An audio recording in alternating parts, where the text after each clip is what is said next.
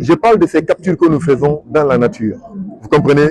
Nous vivons, si vous passez dans le milieu rural, dans certaines régions, ces souris par exemple sont consommées par certaines populations. Mais je voudrais lancer, c'est une alerte.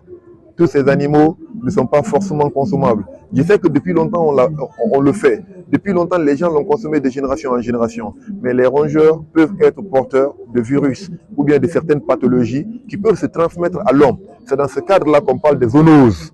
Ces zoonoses-là, ce sont des maladies qui, comment dirais-je, qui sont sur ces animaux, mais le fait de les toucher, le fait de les manipuler, le fait de les consommer peut faire un transfert de ces maladies à notre niveau.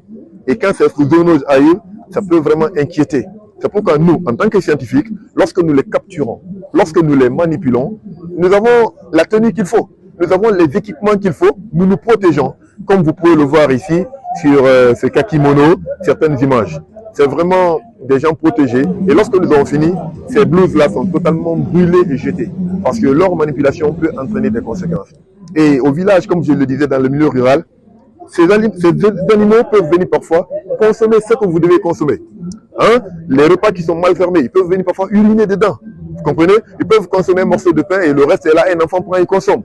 Leur salive, leur sécrétion et tout ce qu'il faut peut entraîner des maladies. Donc notre rôle, c'est de les étudier, de voir en quoi ils peuvent être dangereux, mais surtout d'alerter la population afin qu'ils se mettent en garde pour ne pas voir ici sa santé exposée. Ici, nous avons des souris. Mais les souris exposées ici, c'est ce qu'on appelle la collection sèche. Ces souris ont été capturées un peu partout en Guinée.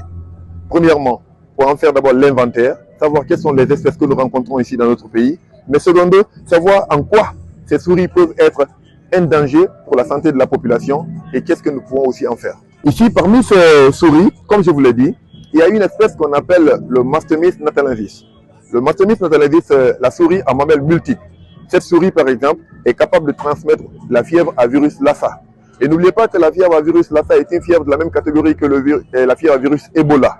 Ce sont des fièvres hémorragiques. Et ces souris-là, nous les trouvons dans nos communautés, dans nos localités, dans nos milieux ruraux. Donc ça peut être dangereux.